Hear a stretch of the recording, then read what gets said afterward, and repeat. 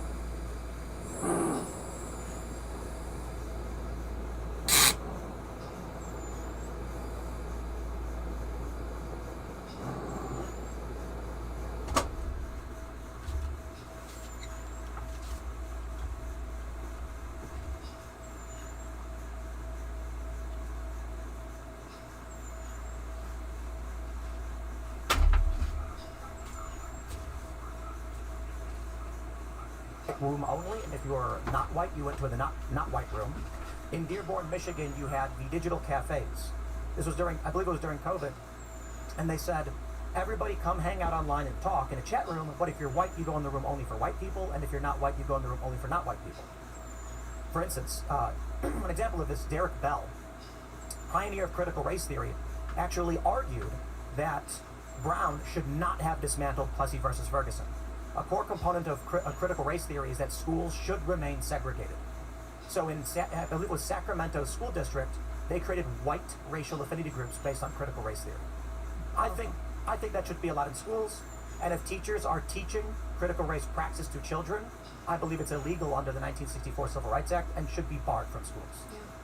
But what we end up with, once again, is you're banning books, conservatives are banning books, they're trying to stop teaching our history. It's realistic. But some of the books that they're banning, Grapes of Wrath. Yes, Grapes of Wrath is one of the top 100 most banned books. Grapes of Wrath, the portrait of Dorian Gray, because someone has a homosexual feeling. Or you even talk about To Kill a Mockingbird. So I don't think we have to separate this. I mean, some things are just kind of outrageous, no matter what your politics are. But other things, I think American children should learn our history, and I think they should learn great books of literature, great works of art. I think we all agree. Okay, good. So we don't have to turn this into a war. But I think the issue is, if, say, Ron DeSantis comes out, and he put this on floridagov.com, or I should say they did. Actually, I think, no, this is Ron DeSantis. The books they banned were Genderqueer, Flamer, This Book is Gay, and Let's Talk About It, books that contained pornographic and adult materials and instruction on those things. But for junior high school? This is middle school. No, I wouldn't want that. But so the issue then becomes, the media widely reports he's just banning books in general. When you get, I mean, this is Ron DeSantis from his own mouth saying these are the books we banned and why we banned them. But then all of a sudden the corporate press just says he's banning books in general, and the conversation shifts from we don't want children getting access to adult content to the perspective which you have is, oh, they're trying to ban books like Grapes of Wrath. No, that's not the perspective. That's not what I just said. I agreed with you that there are books that I'm not comfortable with the governor doing it, but there are books with overt sexual or whatever at a certain young age that I just would be fine with the school board saying too young. This is like you were saying, when you were younger, ideas of like racism were just shameful, and that society wouldn't allow those things to get a mainstream megaphone. And now it's similar with books. We're in the age of self-publishing. People can publish ideas without central authority, like saying, "Hey, that's a little shit." As a publisher, there's no gatekeeper. Greetings to you. And so that we kind of have to be more vigilant in our censorship methods. Well, I think that nothing is a substitute for an ethical revolution. We all have to just. That's why the work of just what is an ethical person. You can't. There is no substitute for that. I have a problem with your talk of censorship, just because it's one thing to like we talked about, what can go into libraries and stuff. It's one thing to curate what goes into the school libraries and stuff like that. Censorship is a totally different animal. I think it's a form of censorship, curation. I just want to No, generate. I don't. I mean, a library curates, an art director curates, somebody curated what was on the wall here. Oh yeah, mostly me. Censor is mostly a neutral term. It's just you're looking at something and deeming is this permissible or is it not in the current situation. No, I think curation is neutral. Censorship is not neutral. Well, you can censor something and allow it. So if you censor something, you're just deciding yes or no. Censure versus censor. I think when you censoring is just the act of observing and deciding yes or no. Censoring is when you... It's specifically removing information. It can be good or bad. Well, I'm what curious. about these great works of art? You were talking about the things you were talking about. Many of us are upset about things like To Kill a Mockingbird, Grapes of Wrath. But we all agree on that. Okay, You know, and I think we all agree on what I said, yeah. But so this is more ambiguous. I'm curious your thoughts on this. As it's kind of hard to read. I tried to find a higher resolution.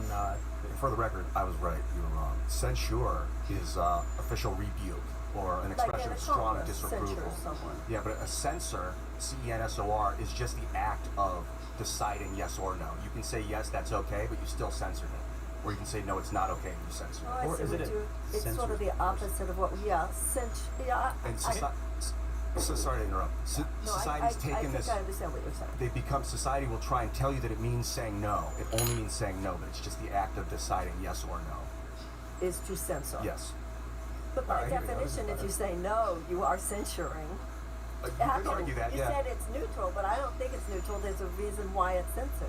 I want to get this is a more ambiguous example from a book in school. I'm curious your thoughts. Are you able to see it?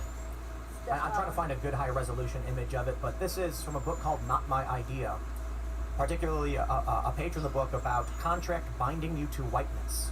It says you get stolen land, stolen riches, special favors. Whiteness gets to mess endlessly with the lives of your friends, neighbors, and loved ones, and all fellow humans of color for the purpose of profit. Your soul, signed below. Land, riches, and favors may be revoked at any time for any reason.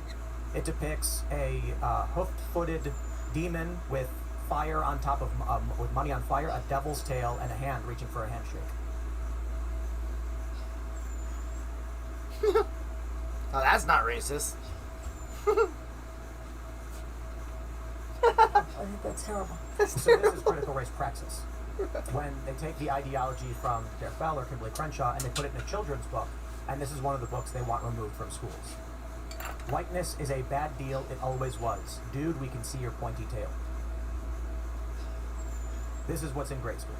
And this is the reason why, like, this is the stuff that as much as conservatives are trying to get stuff out, and there is going to be, or there are going to be attempts by more authoritarian conservatives to try and attach their limits on people's rights and stuff like that. That's going to happen. But at the same time, stuff like this, your average person doesn't even know. Like, they're not even aware. And then when it's presented to them by the media, which you understand exactly how duplicitous and difficult it can be with today's modern media, when it gets presented to the average person by the media, they do everything they can to make this seem like this isn't the situation. They make it seem like it's all racist and all bigots and blah, blah, blah. But then you actually look into it, and the situation is, no, there's really objectionable stuff being put in schools that parents are objecting to, and then the FBI goes after the parents for protesting. You know, this is the government that we have right now. This is the real federal government. FBI going after a parent because his kid was sexually assaulted. This is state level. So in Virginia, Loudoun County, are you familiar with the Loudoun County conflict, which was done? So Loudoun County is about 30 seconds from here, Loudoun County, Virginia. And there was I believe she was a preteen girl, was raped in the bathroom by a boy wearing a dress.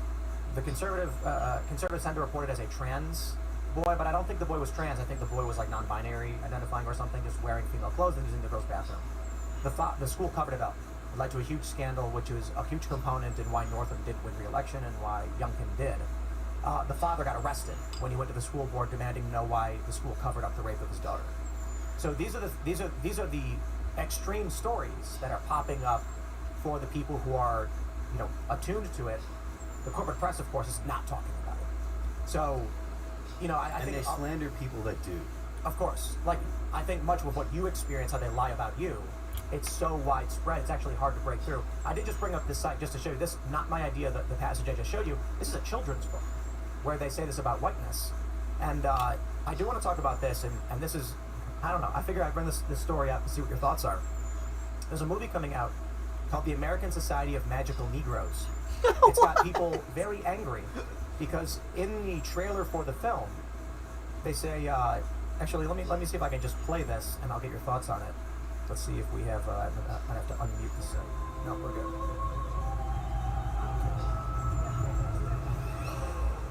I know you can feel your discomfort, Aaron.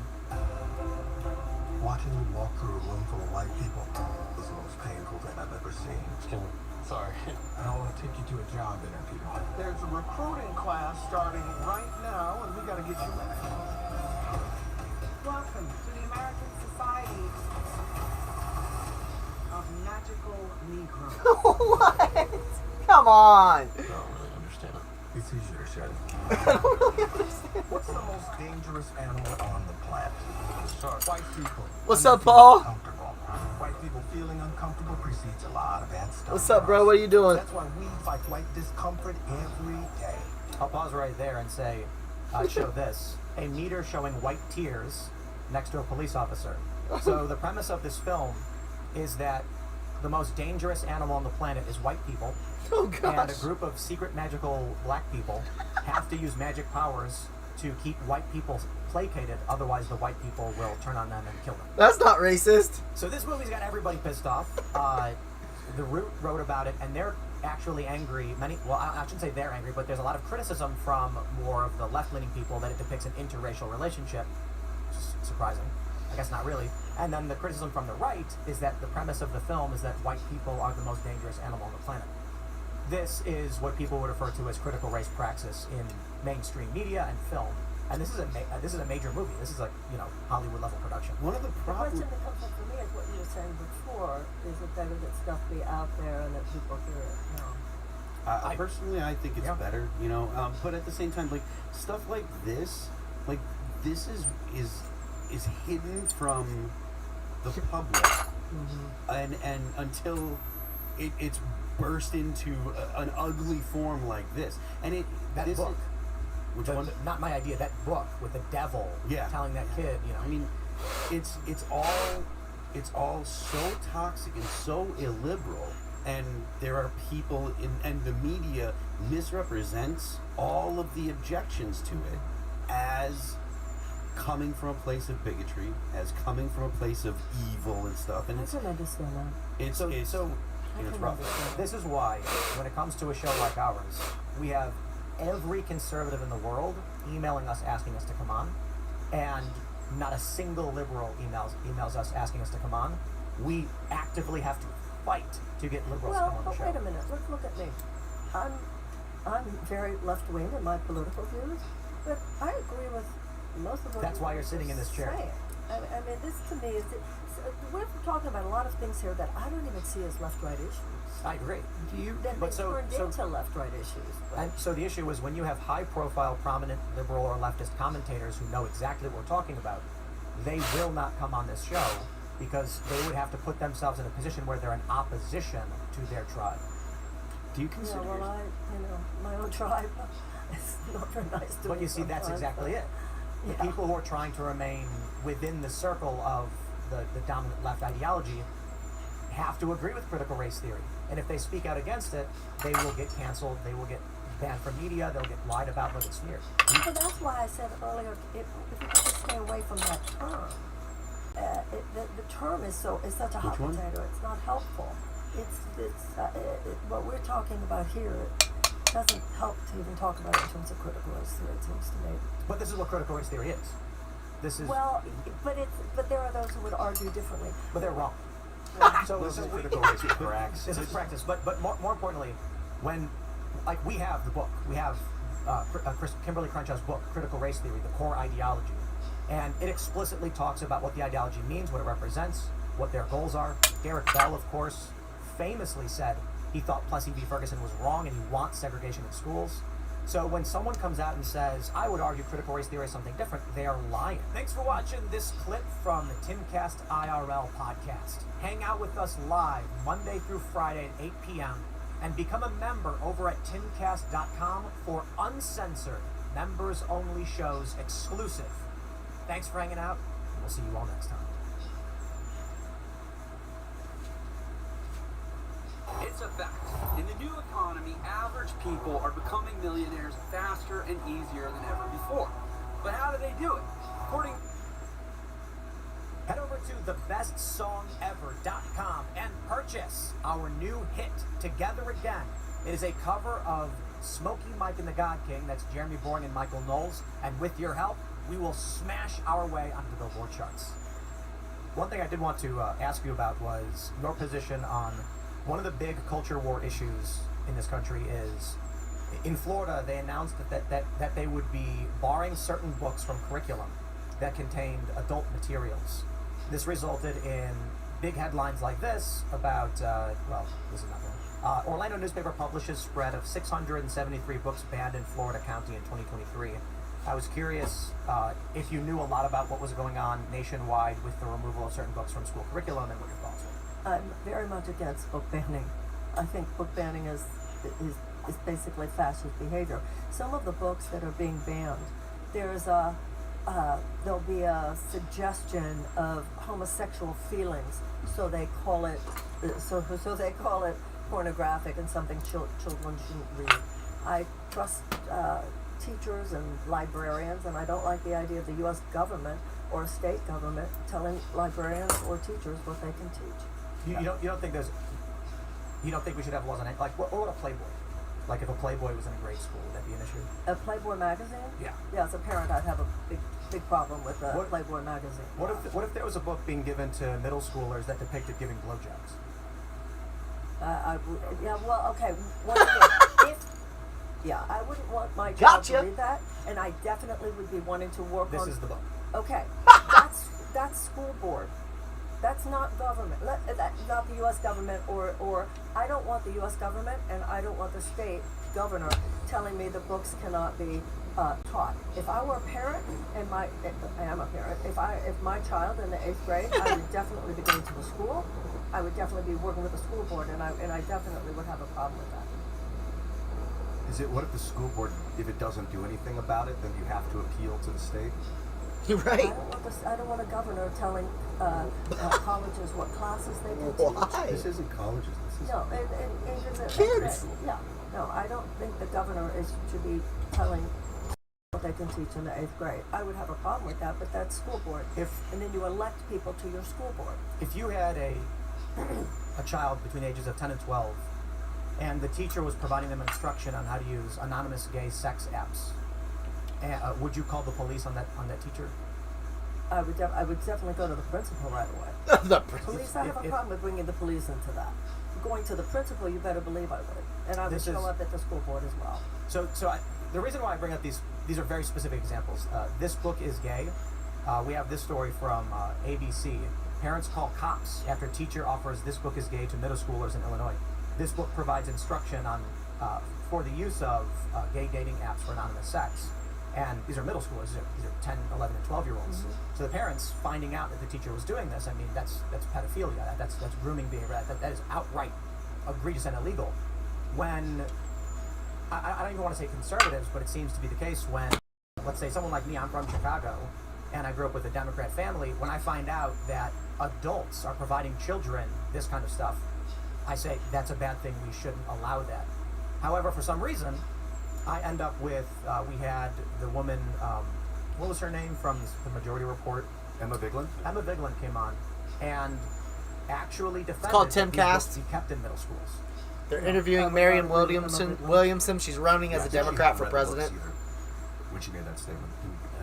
So this is the culture war issue, and the reason why I bring it up is I often find that people who would align themselves as more Democrat or left-leaning are not familiar with the books in question that are being challenged by parents. And so you end up with these stories that are not correct. They'll say something like, To Kill a Mockingbird, and it's like, I'm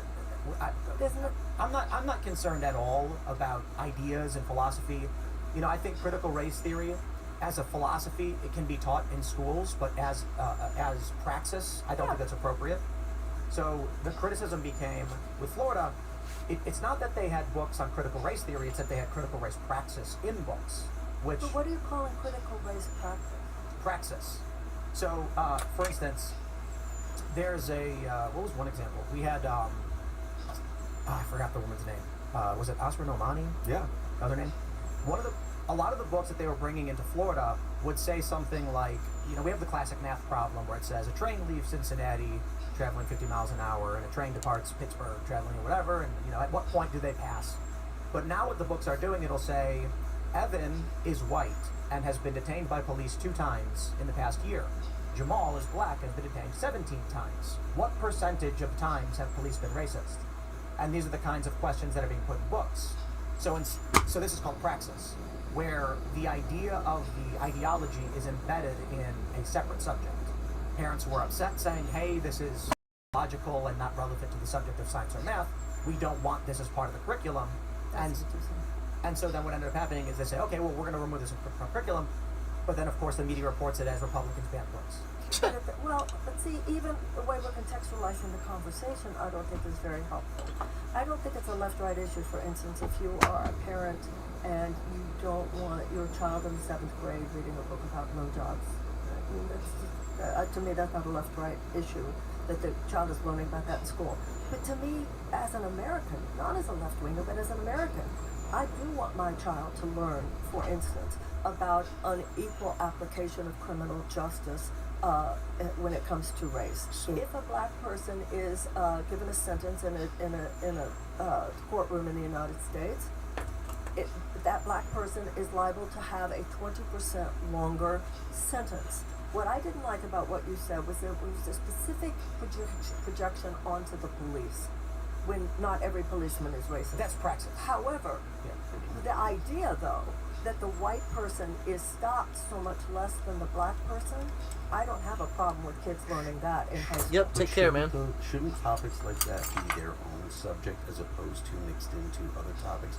Because what ends up happening is if you're teaching kids math and you're adding additional subcontext, then you end up with people that aren't learning the subject they're supposed to be learning, and that's part of why our schools have such a problem with making test scores, and we have kids that are graduating without that can't read at grade level. Some can't read functionally, can't read at all, and a lot of it is because of these kind of this means of teaching. For the type of teaching and the framework they use, it's part of the reason. I mean, there's a lot of reasons.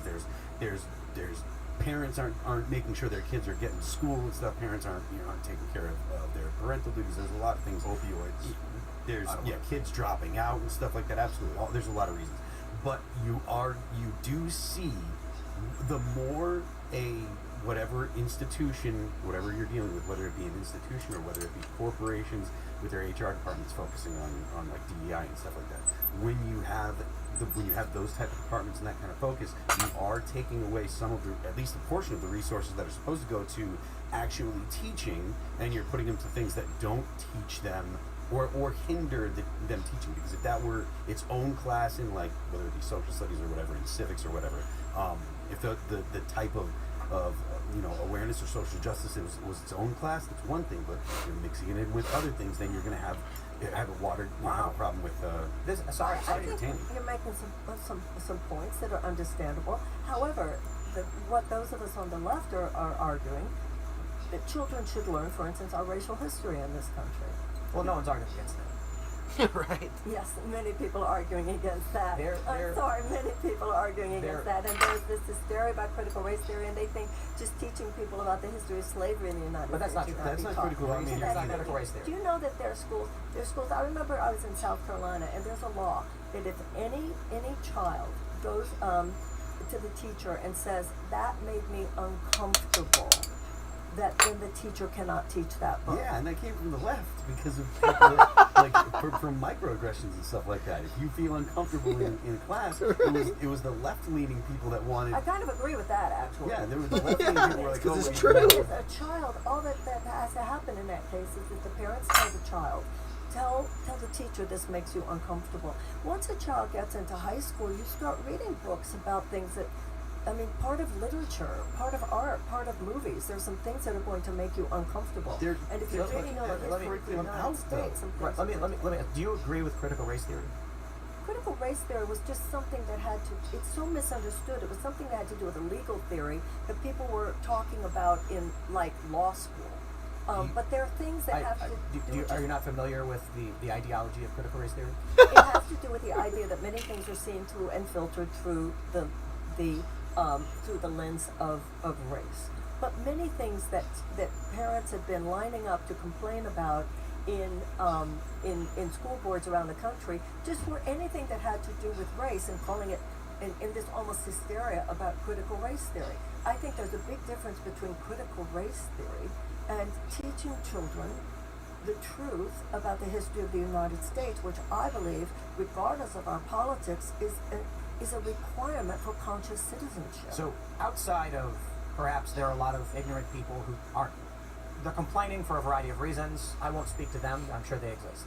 The political stances taken by many people that were fighting books on critical race theory was what's called critical race praxis. And that is to take the ideology from Kimberly Crenshaw and Derek Bell and apply it into schools through science and math and other subjects unrelated to, say, social studies. So you'd end up with a lot of political commentators saying things like, my position, for instance, take the literal book, Critical Race Theory, and bring it to any school you want and let children read it and even give them a lesson on it. But critical race praxis was when they did, like, a math problem. Like you were just talking about. Right. Yeah. So the issue I take with critical race theory is that it is an abhorrent racist ideology that advocates for segregation. And the critical race praxis was to take that ideology and apply it and teach children. Thanks for watching this clip from the Timcast IRL podcast. Hang out with us live Monday through Friday at 8 p.m. and become a member over at timcast.com for uncensored, members-only shows exclusive. Thanks for hanging out. We'll see you all next time.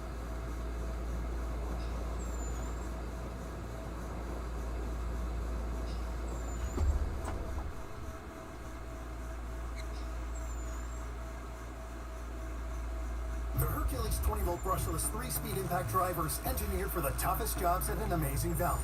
2,200 pounds of torque and brushless motor drive screws 50% faster. The compact ergonomic design fits into tight spaces with ease. Only at Harbor Freight. What's the other massive, most studied smart drug Mother Nature makes that no one's ever heard of? It's actually tobacco.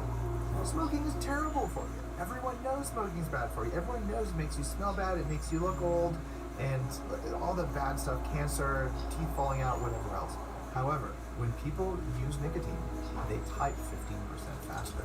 Their working memory improves. They perform better. And we are so wired to perform better that we are willing to give up the second half of our quality of life to feel good right now. And emerging studies in the last 30 years. Head over to thebestsongever.com and purchase our new hit, Together Again. It is a cover of Smokey Mike and the God King, that's Jeremy Bourne and Michael Knowles, and with your help, we will smash our way onto the Billboard charts. When we came to this country, my mom told me how we had so little money, like on 86th Street in Bensonhurst in Brooklyn, you have a lot of fruit stands. And she'd go to the fruit stand on west side, all the way west, see how much the grapes were, walk all the way to the other side, down the block, and it's not a short block, these are avenues in Brooklyn, see how much the grapes were, and if it's like a 5-cent difference, she would do it. And that's the kind of thing when you're like really poor, you have to make these considerations. So it like there's few things that get me like really, really, really enraged, and the flippancy with which inflation is talked about as if like, oh, it's going to be warmer tomorrow. It's like, these are people having to make sacrifice about they have to wake up half an hour earlier to get to work because they can't afford like some kind of surge pricing or something for the bridge, or it's so gross. You know, I did a couple of books with D.L. Hughley, and one of the points he made, which really kind of resonated with me, and I don't agree with him specifically, but he goes, you know, this country hates poor people. And I don't think that's true, but it sure doesn't love them. And it doesn't look out for them. It doesn't, and especially people who are in power.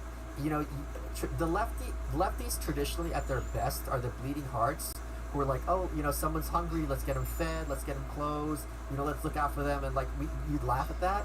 But it's like, you know what? The older I get, the less I laugh at that, and the more I'm like, we can use a little bit more of that. And it really sickens me how much poor people aren't thought of in this country because they don't have much power by definition. They're used as weapons. Yes, exactly. The immigrants are the new poor people that are being taken care of by the government. It's the people that are coming across the border. They're not poor. Flown. Well, they don't come over here with anything as far Yes, as they do. tell. It costs them thousands of dollars to hire these coyotes. Yeah, but a lot Some of of times these people they- coming from North Africa have 10 grand. Sometimes they come in and they have to pay that back after they get here. Yeah, sometimes. But when we're looking at North African migrants who paid smugglers $5,000, that's more than a lot of people in this country could afford to spend on moving. Now, to be fair, yes, they get here, now they don't have anything. Perhaps they shouldn't have spent between 3 and 5 grand, or even upwards of 10, depending on who they're with, to come to this country. And now, the fascinating thing is we've got these videos coming up from like Ashley St. Clair, Nuance Bro had a video, and Taylor Hansen from Tenet. These people are being given premium economy. They're being flown in the premium seats on airplanes. Yeah, that story. To their choice of destination. You flew me coach here, you POS. Well, Are you a migrant? Yeah, did you cross the border? I'm a refugee. We will reimburse you the difference and get you first class on the way back. I'll tell you. I'm not Joe Biden. I'll tell you a funny story. When I left New York for Austin, one-way ticket, I'm like, you know what? I'm going to treat myself. I'm going to get first class. And the armrests were too far apart because I'm a munchkin. And I'm like, I wasted money for nothing. You can't even use the armrests. all I can think of about solving the inflation issue is making fuel cheaper. But That it's won't not solve just inflation. fuel. It's also food. But And it's that's- also rent. And It's it's labor. literally A lot of everything. that stuff is the reason food's expensive is because you got to use fuel to get it from the farm to Sure. the factory. But that also doesn't include human expectation. Inflation is also high because people demand clean running water, air conditioning, refrigeration, hot A showers. lot of that stuff comes from combustion, which is carbon based. Is your answer graphene? It's your answer everything. No, it's hydrogen. but Okay, thank you. it's an overly simplistic answer. It's not completely wrong. Energy plays a huge role in inflation. Fuel, particularly. But the issue is, if people did not want these things, they would work for less.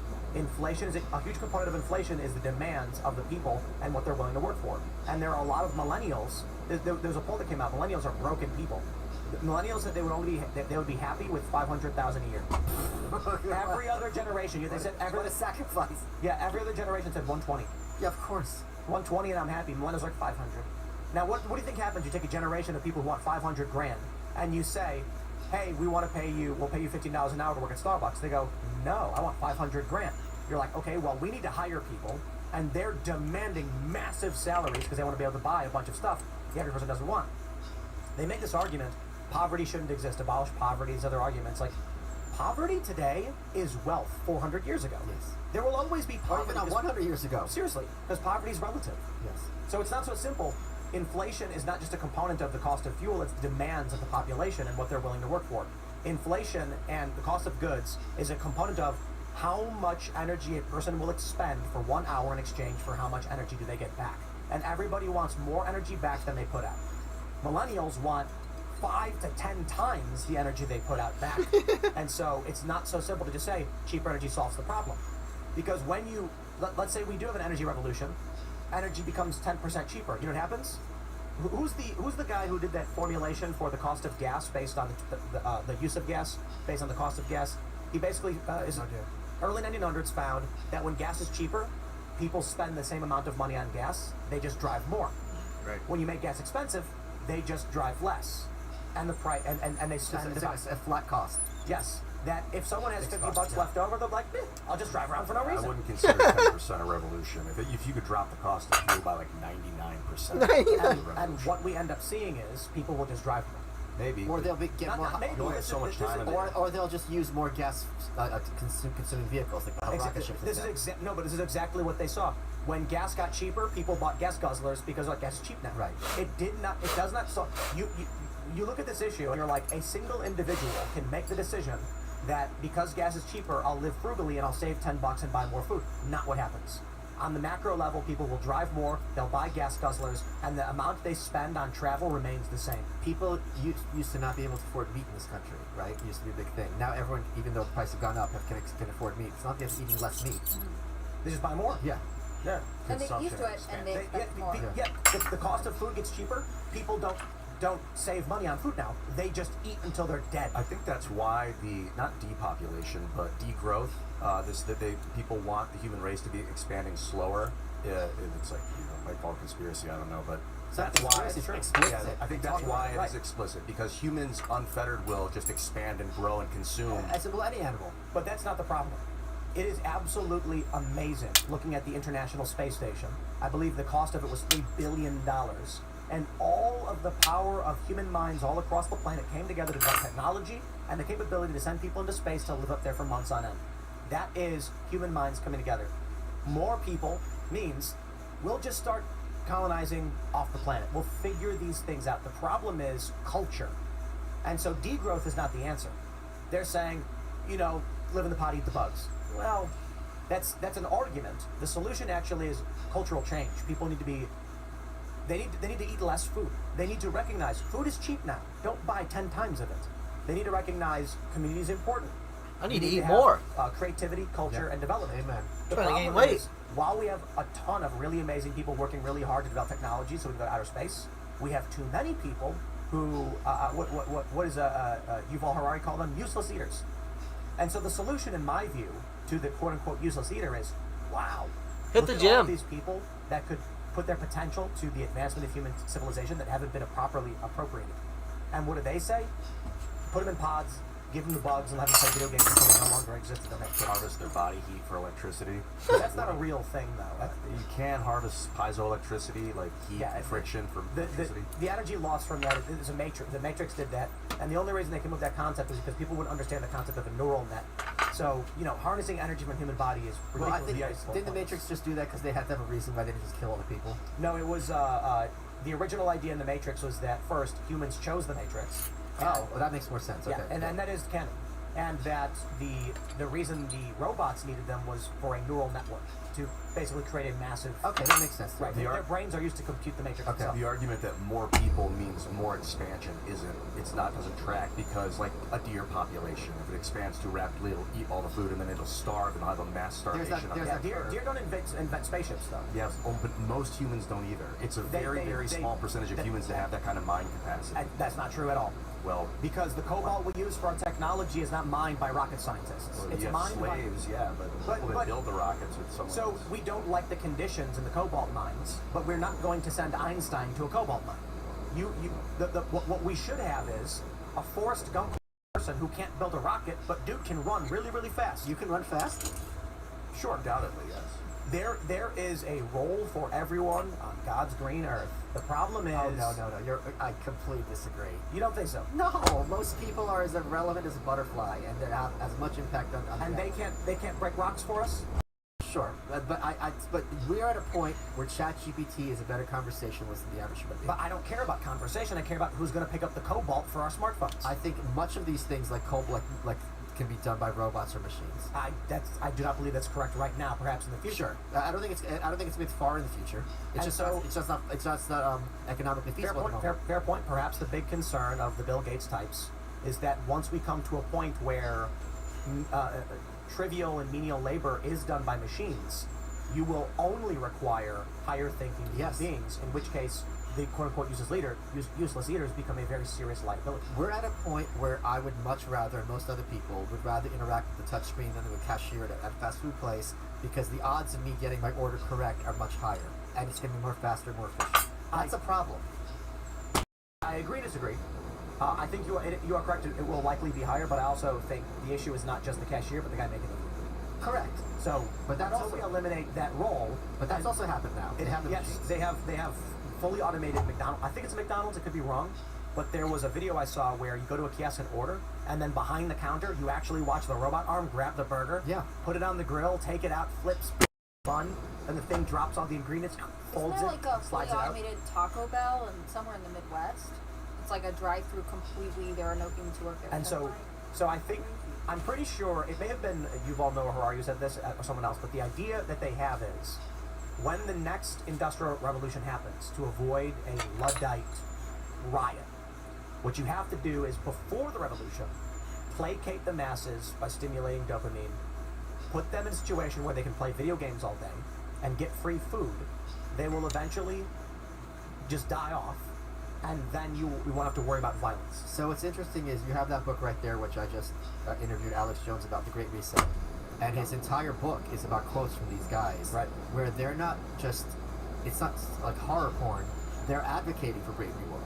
Yeah, they're like, this is what we want. There's no other way around it.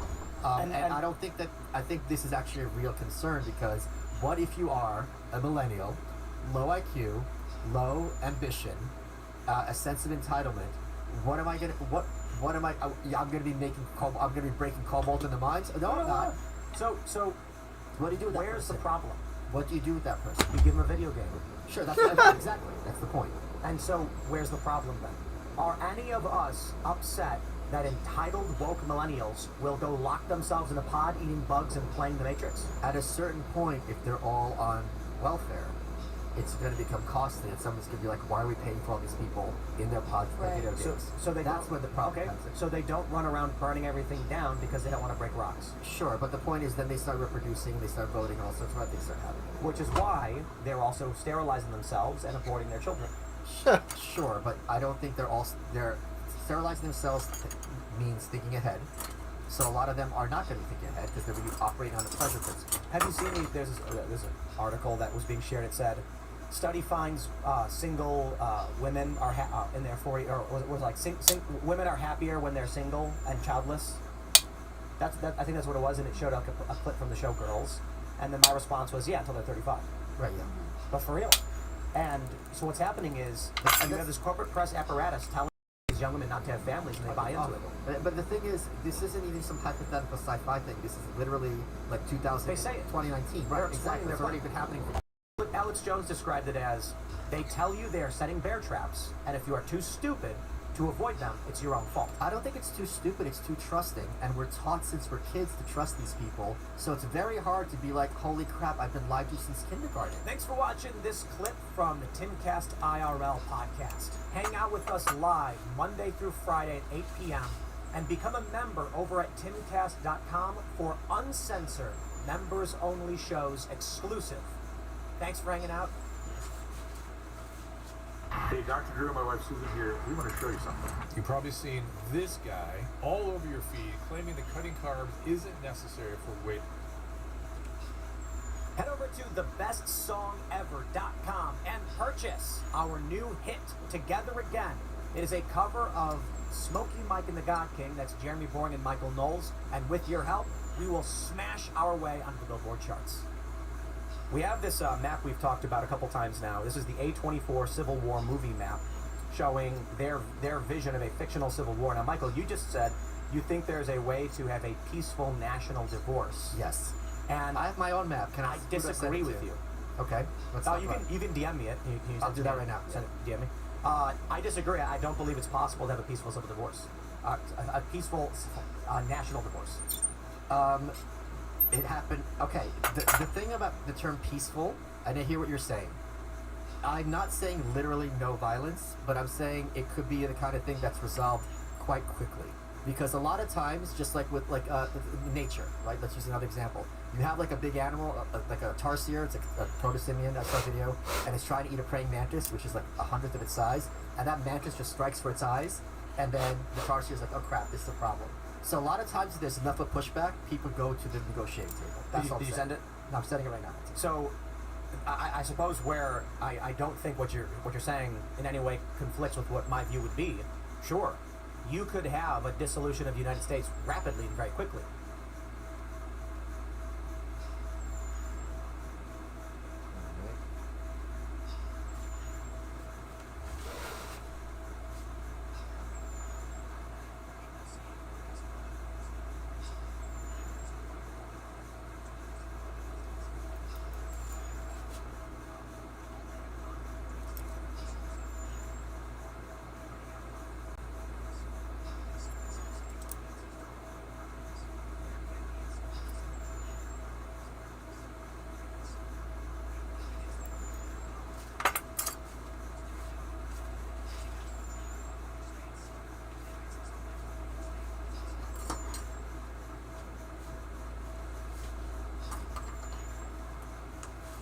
These past grievances, and then you will instantly start to see conflict. Now, I don't think nuclear weapons are what we have to worry about.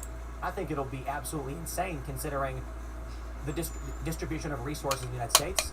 And what's a really fascinating idea that I was exploring with a creative IP I was looking at is, as we hyper-centralize the production... It's the bottom one. I sent you to by mistake. As we hyper-centralize the production of various resources, like we have the frack fields in North Dakota, you will end up with regions dominant in a singular production. So California's food. We just do all our food in California, basically, like a third of our food or something like that. You've got the frack fields in North Dakota producing more energy than any other part of the country, or presumably. And you have certain areas that are all coastal trade. The Rust Belt. I mean, maybe it used to be this way, but because of rail, because of freight, we've centralized these resources. It's going to be very strange if the country breaks apart and one nation or one state says, we need oil, and they start knocking on North Dakota's door. North Dakota all of a sudden becomes one of the wealthiest states in the world. Things like that. When we were on the Blaze for election night, I just said I said it twice by mistake. That's the bottom one. We all asked, what? This is your map? Yeah. That's it? So that's my map for national divorce. When we were on the Blaze, we all had to go around and say what we thought it would look like. Tim, all your points are taken, and I don't think they're inaccurate at all. But I'm thinking about, like, North Korea and South Korea nukes pointing at each other. Negotiation is not going to be easy, but I always go back to Thomas Sowell, right? And the question he asked is, as compared to what? I think the status quo is also going to be Washington increasingly getting militaristic. I think especially the stuff going on with schools and kids, when you have things like sanctuary states for like trans kids and things like that, what California is going to be doing, I think parents are going to be increasingly radicalized and so on and so forth. And at a certain point, things are going to reach a head. The question is it going to be full-blown blitzkrieg, or is it going to be like something pop and then cooler heads are like, okay guys, this is getting crazy, and if things get crazier even further, it's really getting out of hand, so we have to figure something out. I think everything you're saying plays very well to the A24 Films map. I just don't think, I don't see, we talked about earlier, you want to break it down? Because I think there's some things I would tweak with this map, but yeah, so I think the first thing to consider is when the movie trailer first comes out, everyone says, why are Texas and California aligned? That makes no sense. It makes perfect sense. It really does. But are they aligned really? Yes. This map is plausible. And what that means is you can certainly make an argument for why you think it would not fall this way, but in terms of how they're envisioning this film and what a divided America could look like, I actually think this is very plausible. I don't know if it's the most probable. There's a lot of arguments that we can make as political junkies, but the reason why California and Texas would be in an alliance is not because they share values, it's because neither wants to be conquered by DC. Sure. That's it. I think Kentucky and Tennessee are extremely close culturally, so to find that line is really kind of odd to me. You know, in terms of plausibility, you could easily, like, look, when the Civil War... But the other thing is just because I'm blind. Are they aligned in that they're the same country, or they're just aligned in like an alliance like U.S. and Canada? The Republic of Texas and California are two different republics that have an alliance. Oh yeah, that's very plausible. Absolutely plausible. That's the case now. Yes. And you may be arguing, why is, Kentucky and Tennessee split? Military occupation by D.C. and moved in very quickly into Kentucky to stop, the other way around. They move into Tennessee to prevent Kentucky or vice versa. That's just Deus Ex Machina for a film. We can make any argument about what may happen. The point you made was really key, and I think people do hear this. If it does blow out to like full-blown violence, and I pray to God it does not, state lines become irrelevant. Yeah, you look at geographical borders, rivers and mountains. So the Ohio River would be one, the Mississippi River, the Rocky Mountains would be one. This Oklahoma Panhandle is not going to be a thing. It's not possible. Right. And that's why actually a lot of the eastern state borders would stand. Yeah. Because a lot of them were built, were formed simply because of geography. But I look, New England is a joke, right? This is one block. This whole thing, it's just instantly New York and Massachusetts. I disagree, because New Hampshire has a lot of people there, and they've been planning for this. If you have selected a Democrat governor, didn't they? Yeah, but the thing is, there's difference between what's intensity of opposition, right? So if you have a cadre of like 10% of the population who are really out of their minds and really want New Hampshire to be independent, it's going to be really hard to put those down. Luke, would come here all the time and advocate for us to move to New Hampshire because of the Free State Project, and I'm like, my friend, you are surrounded on all sides by leftist forces. I will say there are, because like upstate New York and like upper Maine are different. They tend to vote red. I mean, obviously Maine has Angus King, one of our only independents. There are potential like rebel factors in there, but I really. I mean, he's technically he caucuses with Democrats but for sure. I can't think of anything. But I just mean symbolically, like there is a stratification within those regions. I just don't think it's enough to say that they would be able to fight off. I think it would be like you were saying before, like Seattle will have this one blue center, but ultimately that region is closed. I think you would have discontent in New England, but I don't think it would be enough to manage it. And a Maine Democrat or even a Connecticut Democrat is not the same as an LA Democrat, at all. I mean, honestly, I think that was more the case 10 years ago. But as you see now with like West Virginia, and you see, we really don't have any blue dog Democrats anymore. Correct. So the internet is. You know who's the one blue dog Democrat? Who is it? My hero, John Fetterman. This is the craziest 2023 story arc. I contributed his campaign. I spotted this guy from a mile away. You can't miss him. There were funny memes of YouTube thumbnail. The meme is a YouTube thumbnail of Fetterman saying why I left the left. But in all seriousness, people are like, how did you predict this guy so well? John Fetterman, he is one of these old school lefties who think the point of government is to help people who've been screwed over by the system, whether it's food.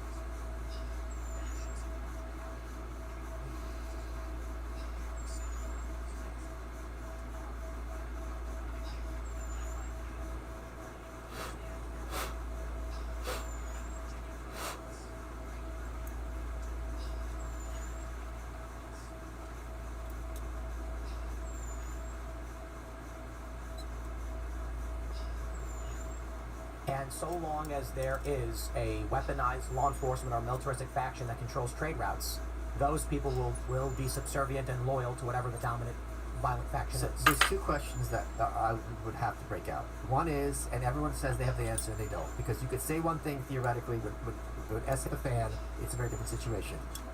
No one knows what the actual military would do. A lot of people are saying they would never fire over their own people. Wrong. Bull crap. Every country has we don't know percentage though. It could be like 100% do it, 10%. How do you work that? Number two, but just another point is, we don't know how effective the corporate press will be in this situation at manipulating public opinion. I think there was a graph that came out showing the ratings from the past week. Did you see it? No. Corporate press it's apocalyptic, the numbers that are dropping. It's really insane. I think like MSNBC dropped 15% in a week or something. Yeah, but just because you don't trust them, if they're the only people you listen to, you're gonna say I hate him, but you're still gonna listen to them. If the internet gets shut down, yes, and it can be, people need to understand, it is possible to disrupt the internet very, very easily. The internet as we know it. It is impossible to stop internet communications, but centralized sources of information, Axe is one, for instance, where we go to, that's the hub. These things can all be shut down relatively easily, and then all you have is the New York Times. Right. And do you believe them?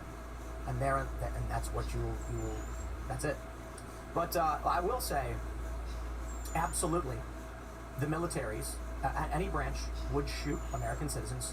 And I believe in the event of some kind of... As they have done in the past. Yeah, I can't state. Brutal.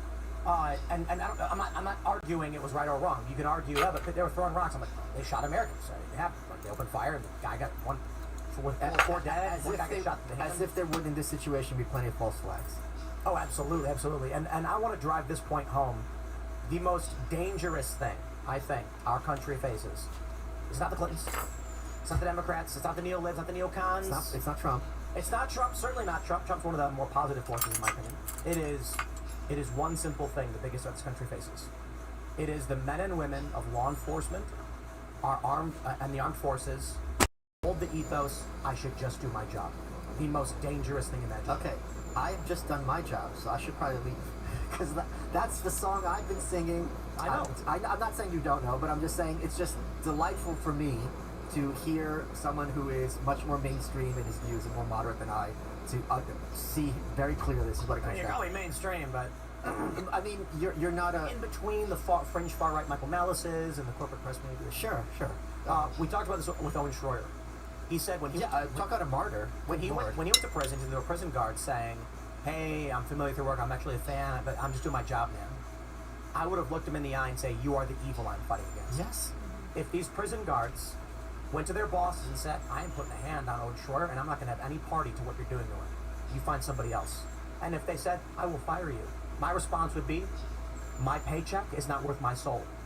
But do you think that's... But they all just said, "Dude, I don't care. I'll lock up a guy I like because I get my paycheck." In that voice. In that exact voice. These are live audio recordings. I have the documents. But do you think part of it is that we are a country or people without clearly defined values? I think people don't really know what they stand for it. So it's easy to say, well, I just have to stand by my paycheck. I think conservatives very much advocate, and this is not generally a wrong thing. I think this is actually a good rule in general, to play by the rules and be a good person and not be a troublemaker.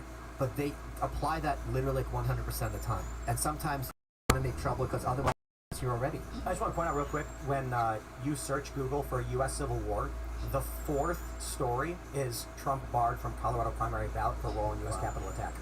So, and that's from 1 hour ago. But so what you have role? Civil War history. Never Trumpers gearing for Civil War. First of all, what role did he have, even allegedly? He said, go over there peacefully and make your voice heard. This is First Amendment And then he stuff. said, respect law enforcement. We respect law enforcement. One should go home. But he's crazy. He's out of control. This is why assembling a crowd. I don't like the Democrats and what they're doing. There's a lot of Republicans I also don't like, but there's a handful that are okay. But none of that terrifies me. What terrifies me is police officers, U.S. servicemen and women, and prison guards who know they're standing alongside the devil.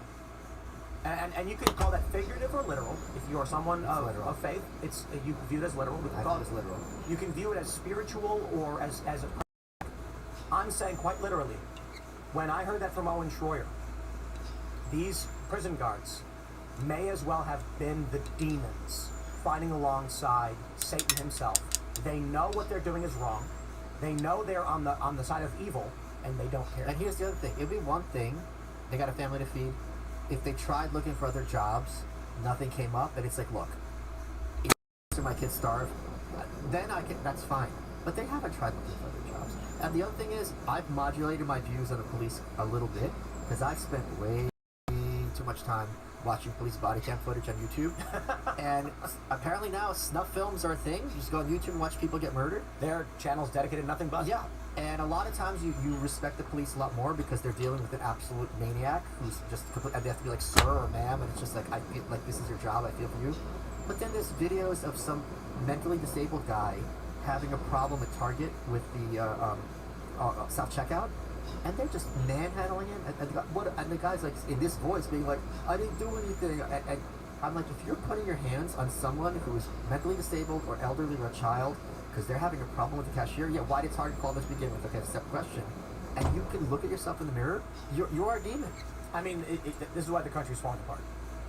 You have many of these leftists and Democrats that want to abolish the police, but, I mean, I think the fair point is... No, they want to abolish policing. That's the thing. You and I want to abolish the... Hold on, let me say one thing.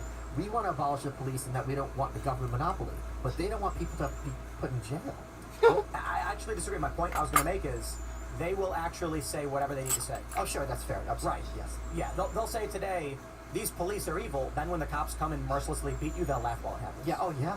When the cops arrest Derek Chauvin, they clap and cheer. Look at Jimmy... Okay, here's another example. Look at Jimmy Kimmel, who's crying because his kid was sick, and I don't wish this on almost anybody, and my heart goes out to that kid. And then he's literally laughing, like, you didn't get vaccinated and you go to the hospital, and you're not getting treatment? Sorry, coffee. And the audience laughs. Yep. And it's just like, you're a demon. Yeah, I'm done defending these people. I'm not going to say anything about his child. I'm done defending them or saying anything nice about him. I had this view in the 2010s about free speech, where I was like, we have to defend free speech even for the people that we don't like, because that's the point of free speech. And so you had these leftists and these woke people saying no free speech. Then they would get censored, and I'd come out along with everyone else and say, unban them. That was wrong. We believe in free speech. They would get unbanned and say thank you. Immediately then go, now ban them. And then I had the realization, you know what? Free speech extends to those who believe in free speech. End of story. If these people come out and they cry, what about my free speech? I'll say, you don't deserve it because you don't want it. I will give you exactly what you asked for. If they start banning people who believe in free speech, I will advocate for their free speech, but I will not defend people who are trying to burn it to the ground. Well, when Frank Herbert had this great quote in Guinn, he goes, when I'm weaker than you, I ask for freedom because that is according to your principles. And when I'm stronger than you, I take away your freedom because that is according to my principles. Exactly. That's exactly the thing. I've never been for free speech. I hate that term. I've always thought freedom of association is much more important than free speech. If you want to go talk in some closet and have your own microphone, that's fine. But there's plenty of reasons why I don't want you on my platform. I don't want to be associated with you. If only because you're just obnoxious and bring nothing to the table. Thanks for watching this clip from the Timcast IRL podcast. Hang out with us live Monday through Friday at 8 p.m. and become a member over at timcast.com for uncensored, members-only shows exclusive. Thanks for hanging out, and we'll see you all next time.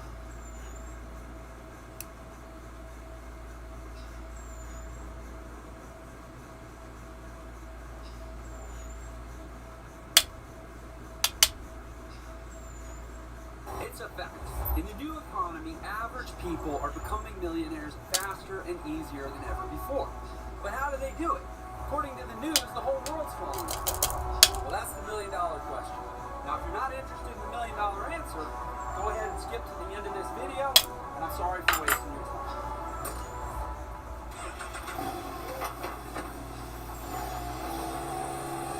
But if you do want to know more, keep watching, and in the next 60 seconds, I'm going to teach you the fastest way that I found to become a millionaire in the new economy.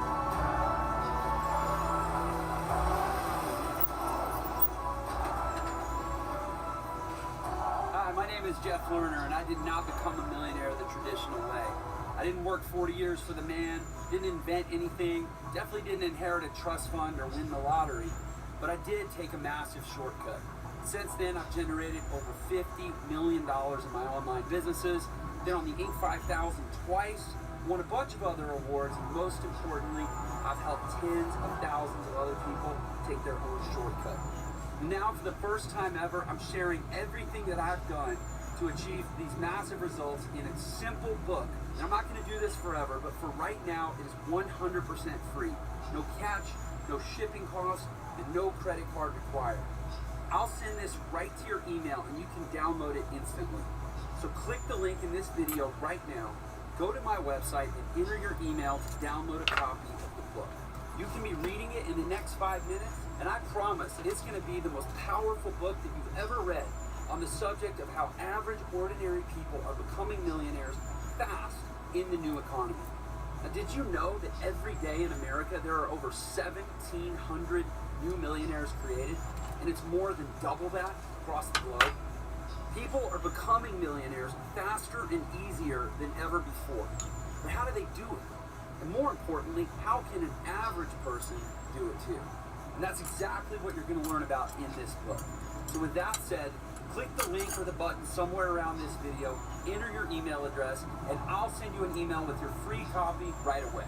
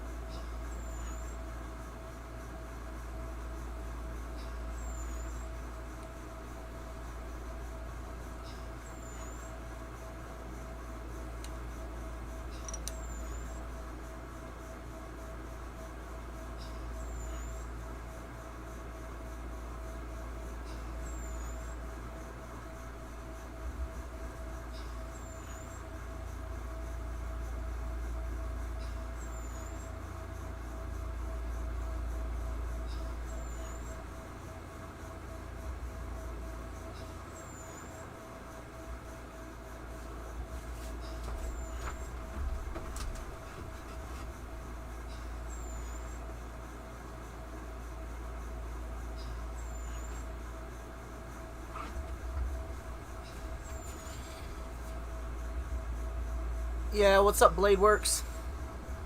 Yeah, for sure, man. Can't be allowed to be creative. Haha.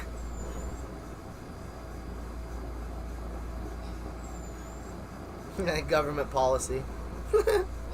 That's a good one.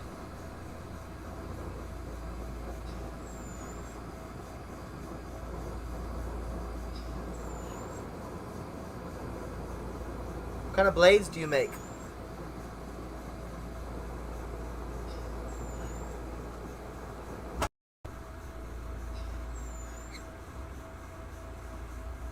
And thank you.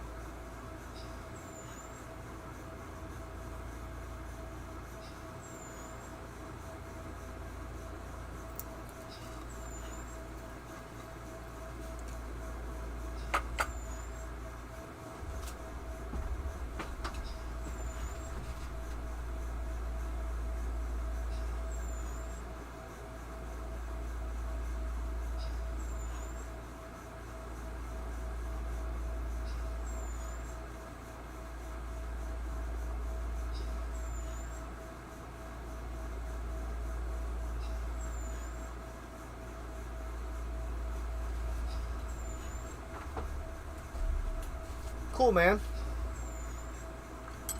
This sounds pretty neat.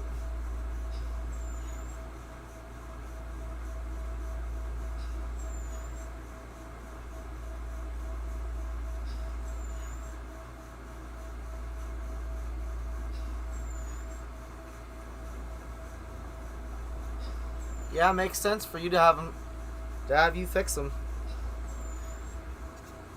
for a quarter of the price at that.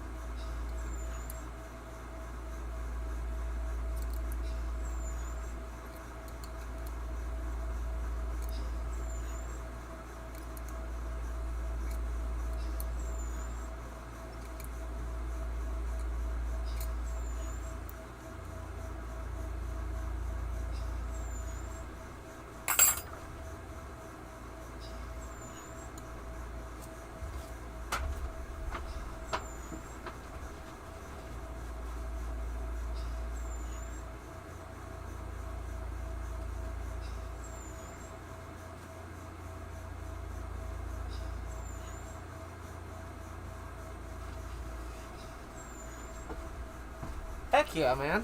That's cool. Australian Outback? That sounds pretty neat. I've heard really good things about Australia. That's beautiful.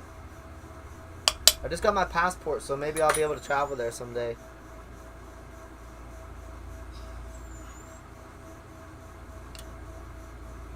Yeah, it's good to be able to work with your hands.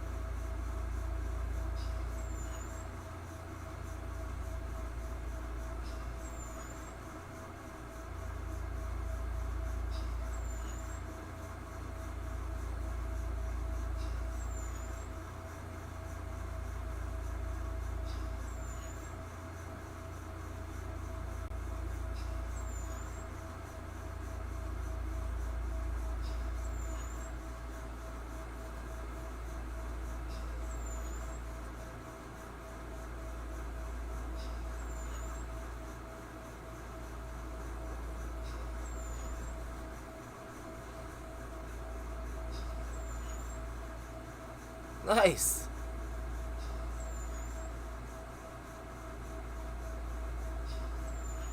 Awesome, man. Thanks, Dabula Blade Works. I'll definitely have to look you up. Are you on Instagram or any other platforms? Well, I can just hit you up on YouTube. If and when I make it up that way. I'm not opposed to couch surfing, that's for sure. Especially in a different country.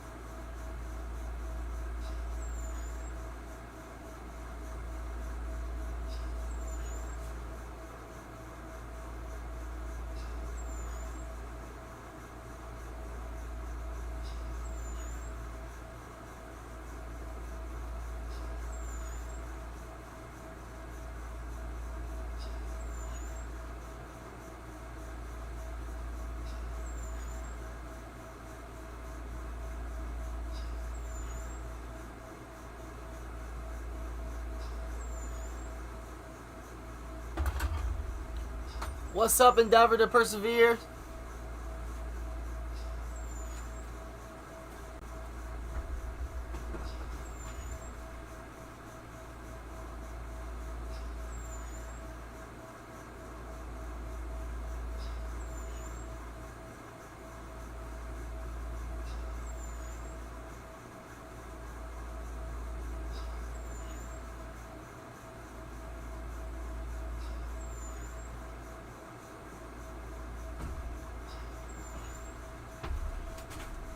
That's sweet, Dumbula. Blade Works, I'll have to check your channel out. Yeah, I'll definitely reach out to you on here if I'm ever up that way. Give me a reason to come up there.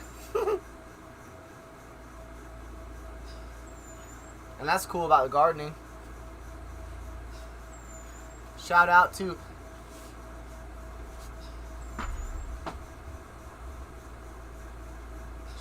Endeavor to Persevere.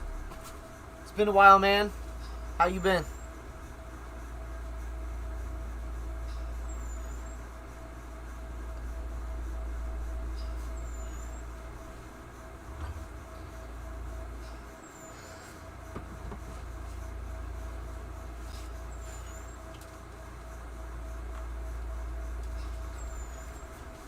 Been making some mushroom pendies.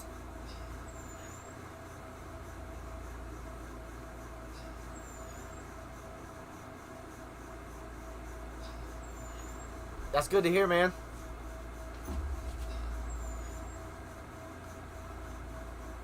Oh, nice.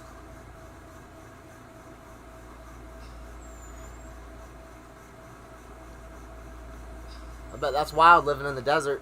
Especially in Australia.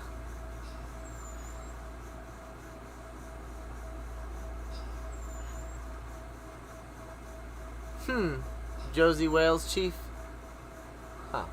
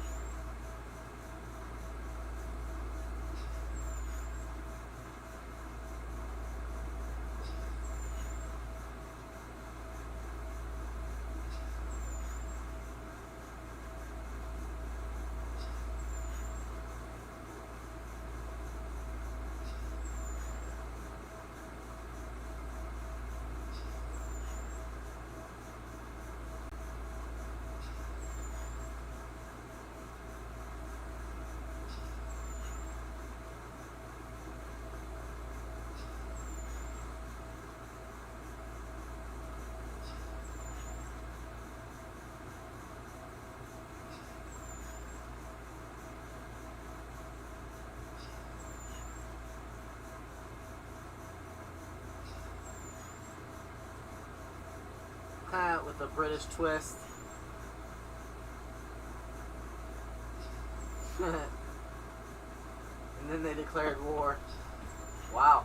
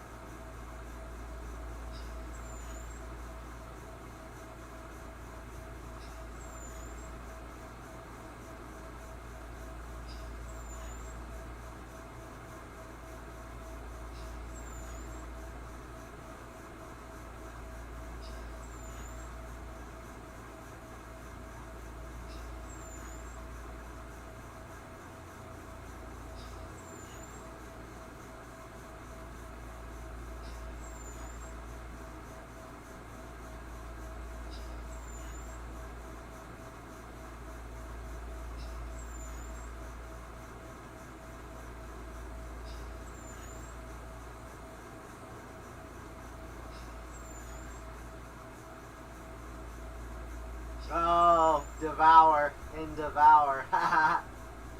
Nice.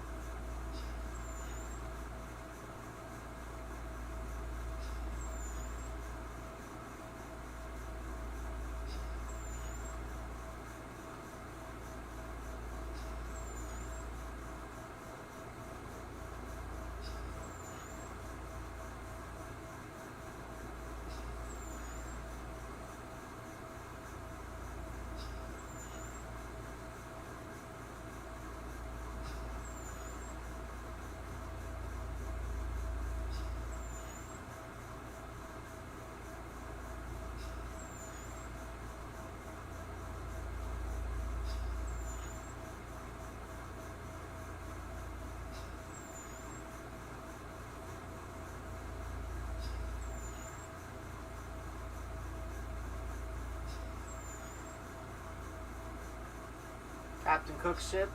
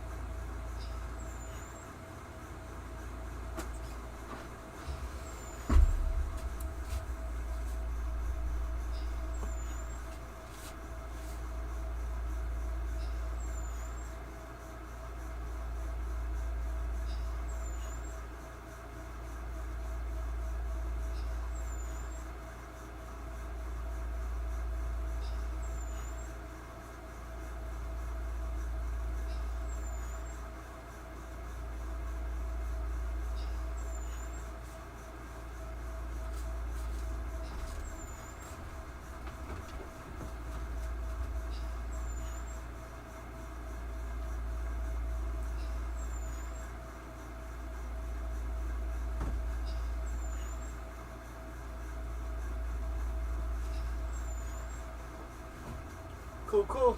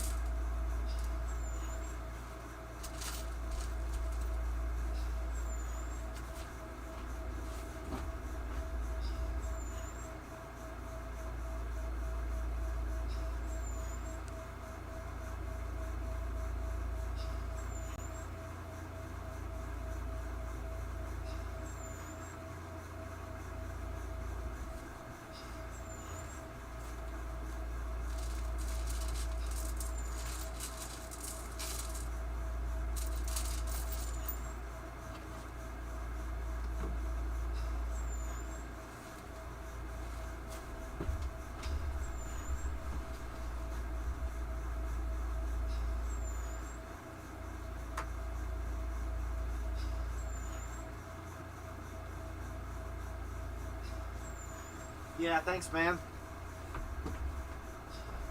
Yeah, it's silver, pure silver fumed, and then I twist it and swirl it.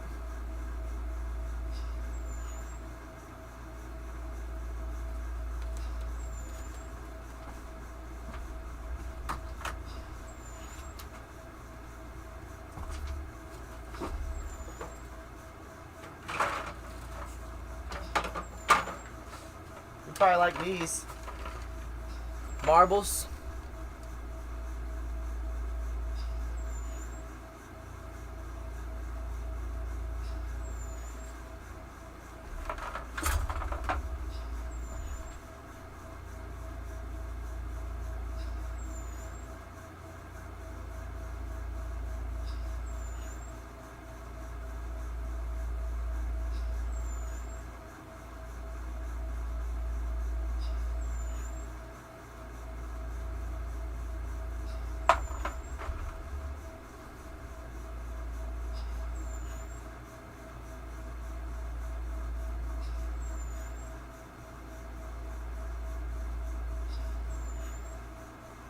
Huh. Native silver and copper. Wow, that's neat.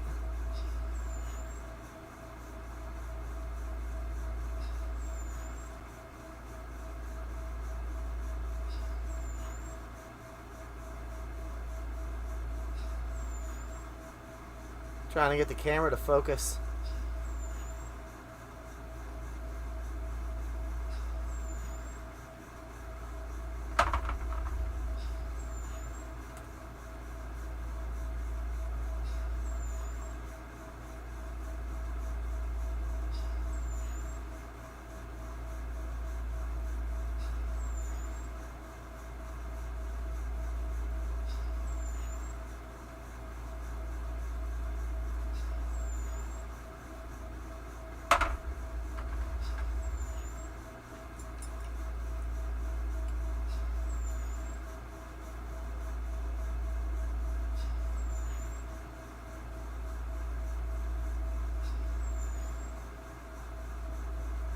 Huh.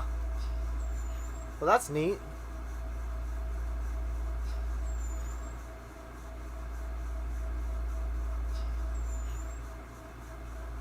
Yeah, thanks.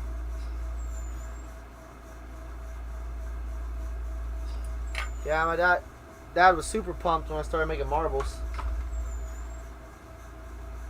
It's a lot of nostalgia.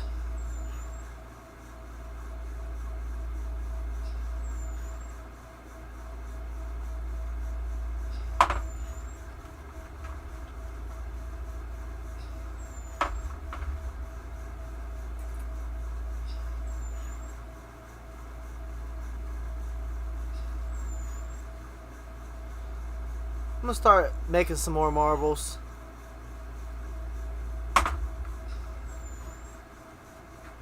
Yeah, I thought you liked that Dimbula Blade Works.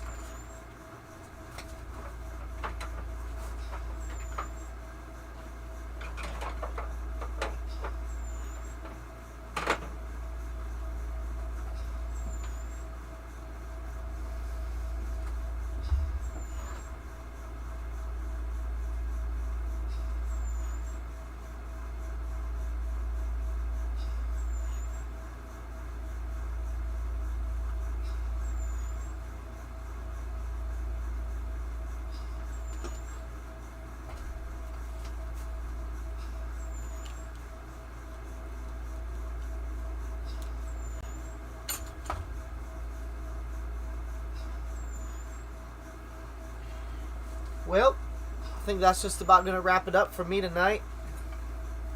But I will be back on tomorrow. What time is it your way, Dimbula? It's going on 10 o'clock here. Yeah. Yeah, it is funny.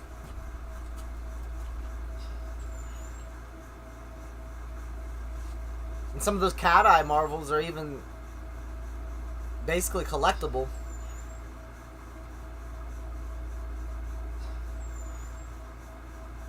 $1:51 p.m. Wow. So going on 2, so you're 8 hours behind us. Huh. Wow. That's cool. I'll probably have to catch you on one of my evening streams then. Friday? Oh wow, you're ahead of us. Like, a lot.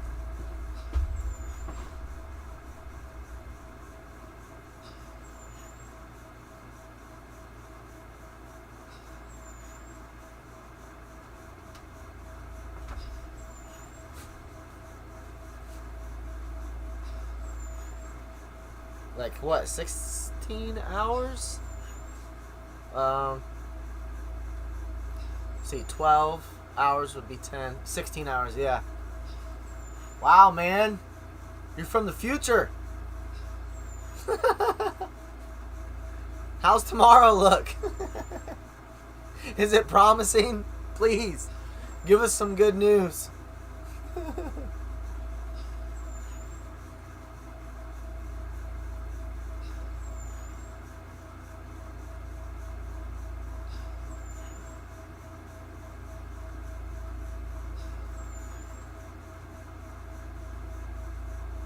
Oh, okay. West Coast. Yeah. Look up the lottery numbers for me. Yes, please. Send them my way. That way I can make the trip up there to visit. Yeah, I'm close to the East Coast. About a 10-hour drive from the East Coast.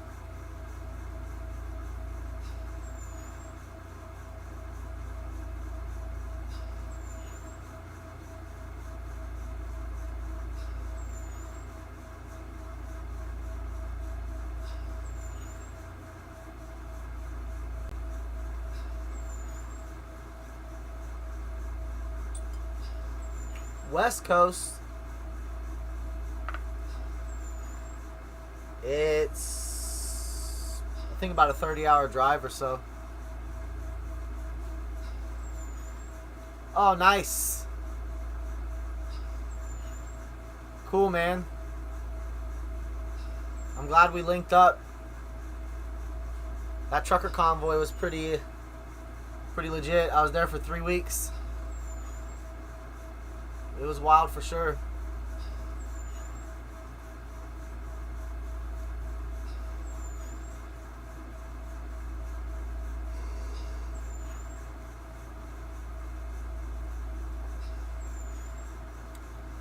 A lot has happened since then. It kind of seems like forever ago. That's cool that your friend went to the U.S. one.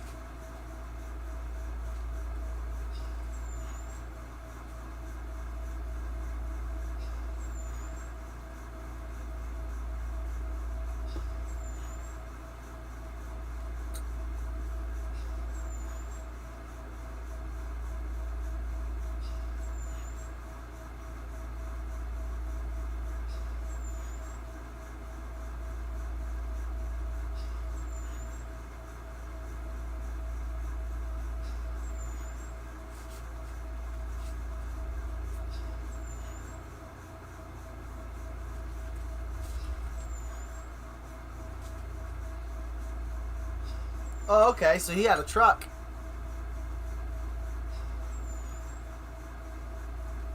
I probably at least saw his truck at one point.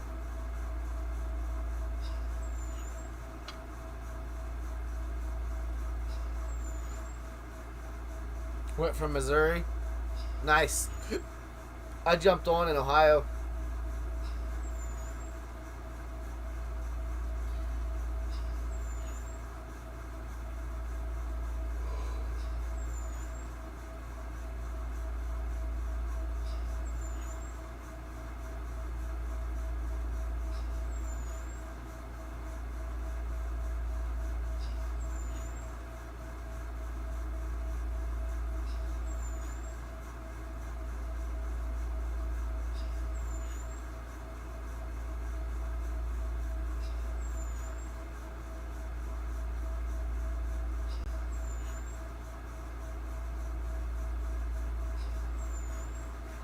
Yeah, it was pretty intense for sure.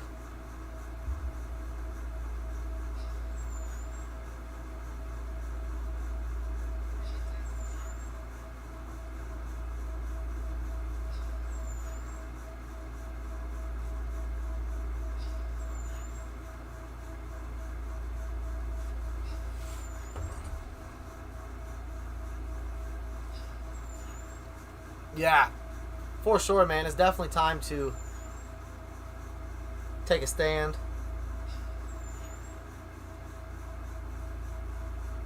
I mean, just pick the... You can easily pick one issue. We just had a bunch of abortion stuff here in Ohio where they just totally legalized it. And so we're actually waiting to hear back from our governor is supposed to sign 2 bills specifically, which they're not exactly having to do with the abortion, but it has to do with the way they worded the bill, the way they worded the amendment to our state constitution, essentially would allow children to undergo hormone treatment and sex changes without the consent of their parents or their parents' knowledge. So he should be signing a bill that we've gotten sent to his desk that would prohibit children from getting sex changes, which to me is a no-brainer. And then also in that bill they're banning transgender athletes in sports, which I didn't know that they had a somewhat rigorous, I guess, standards for that, if you will.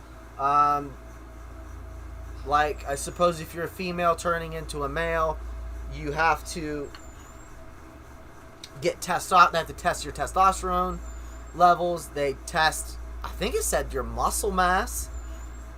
So I didn't know there was that much, it was that rigorous of a monitoring.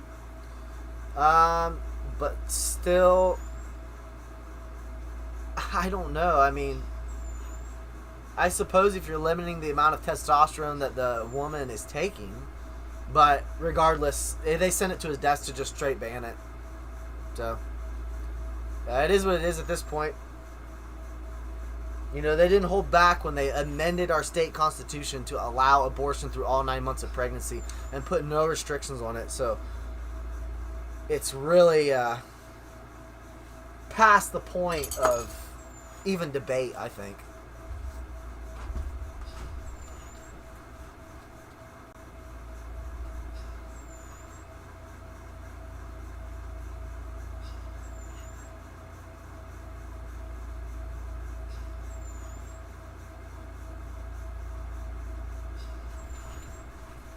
Yeah, exactly.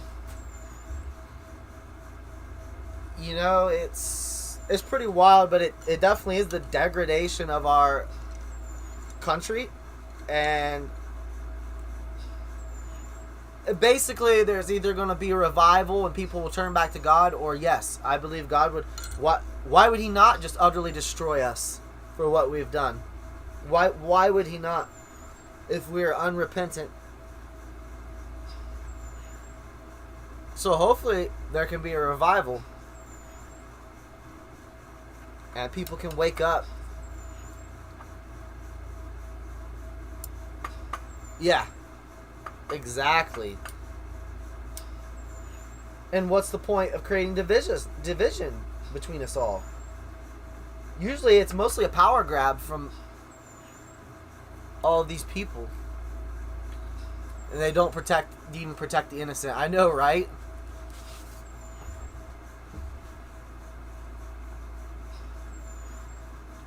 Yeah, amen. Blade works.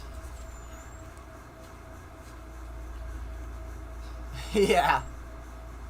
Yeah, they're all about helping people except for when it's a child. It makes no sense.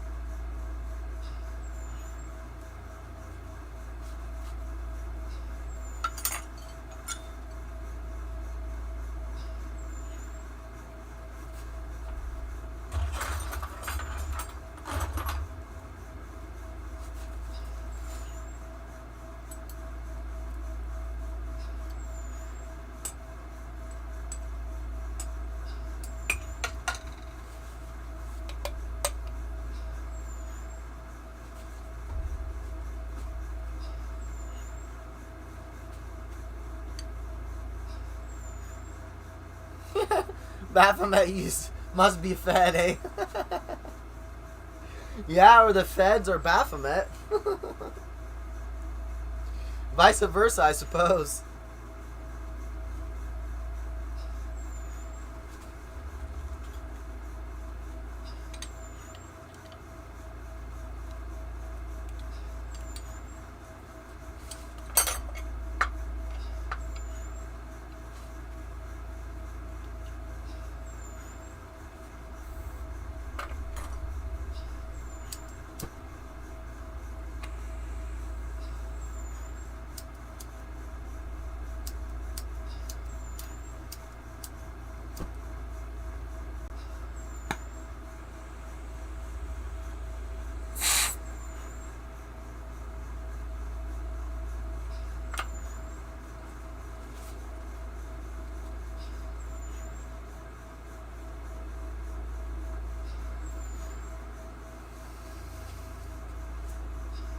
Yeah. Yeah, it's getting wild. Or how about when they blew up the Georgia Guidestones? That was pretty wild, wasn't it?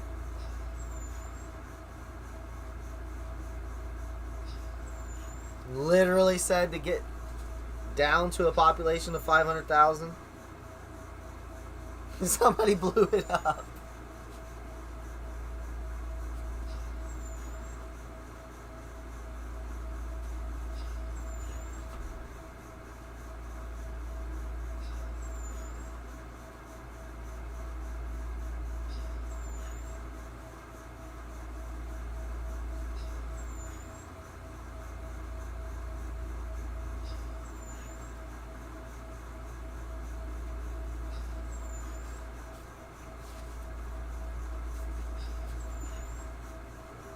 Christmas bulb ornament.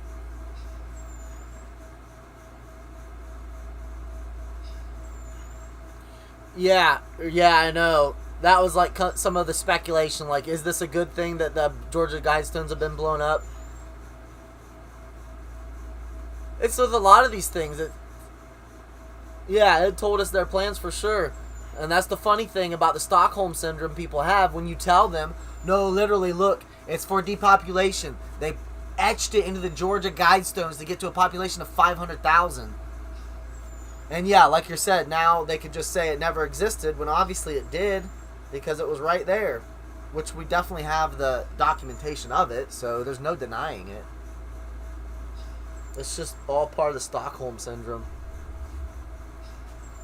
Yeah, thanks, man.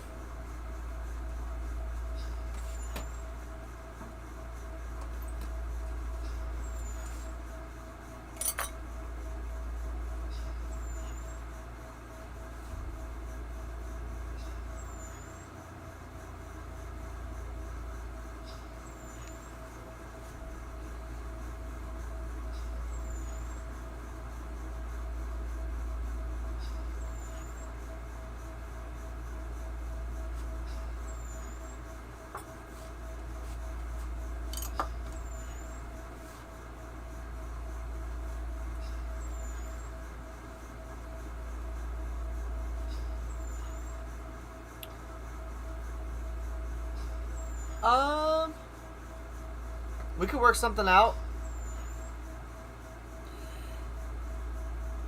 I've been getting 20 to 25 per bulb, but I definitely can cut you a deal.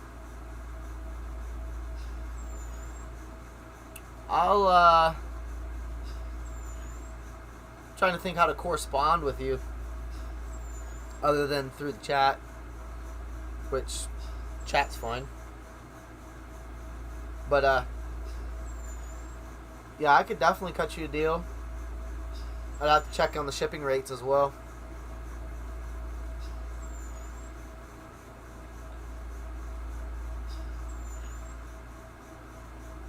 And yeah, that definitely was one of my smaller Christmas bulbs.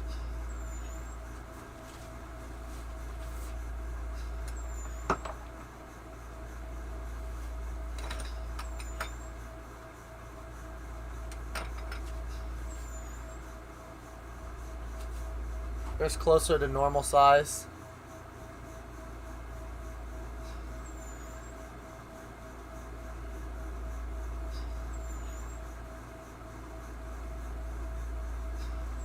I could probably ship a half dozen for like $100.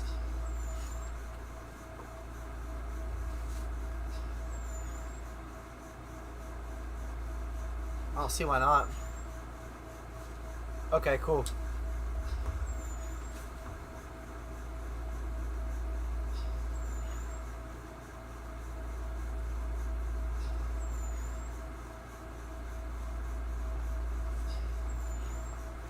Gmail? Alright, bet. I'll shoot you a message right now.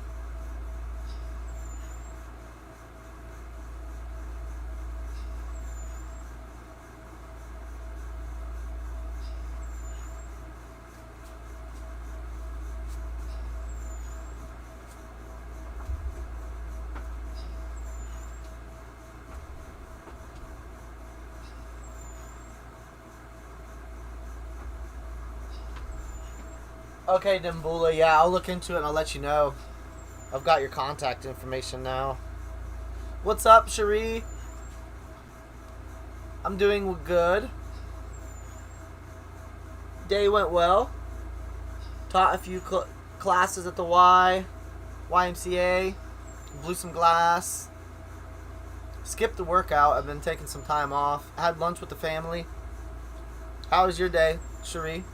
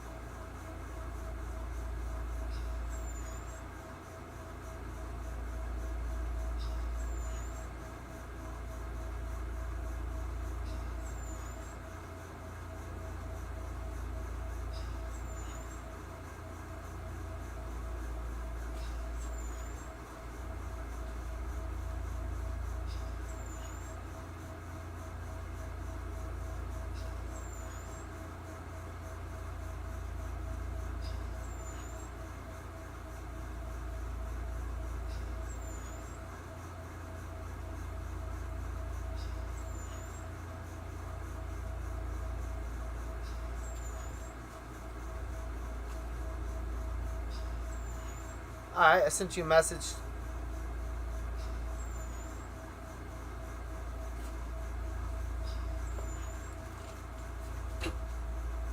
Dimbula, that is.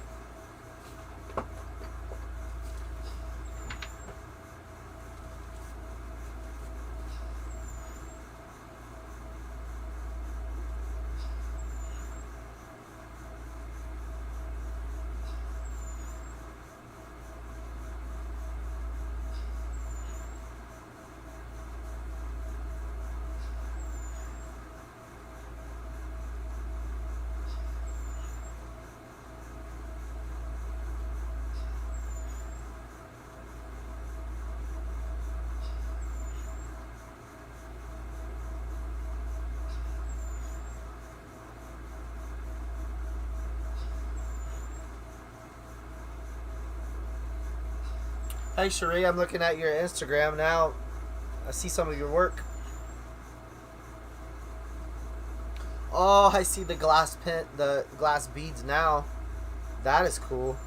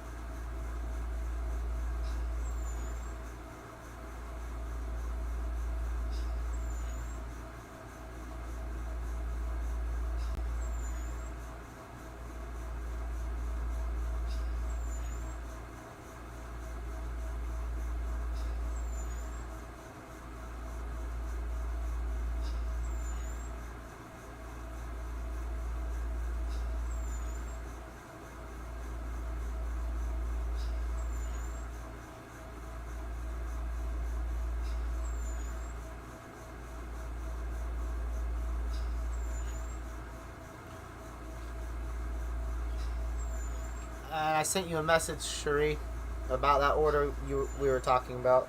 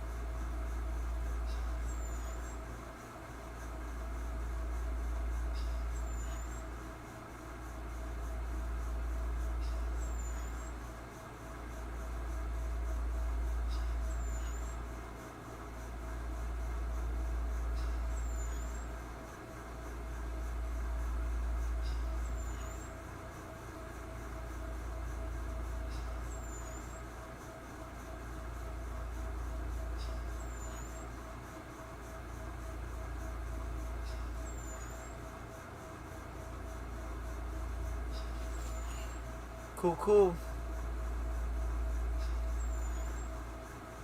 Yeah, I replied too as well. And Cherie, I sent you a message. I hope your day was good. As for me, I think I'm going to call it good on here tonight. And so it's been good chatting with you all. Endeavor to persevere. It's good to see you again. Cherie, it's always a pleasure. Dimbula Blade Works, it's been good hanging out. It's been an honor to have an Australian here on the chat, on the stream. I look forward to doing business with you. Dimbula, send those tomorrow's lottery numbers ASAP. That way I can get up to Australia to surf on your couch.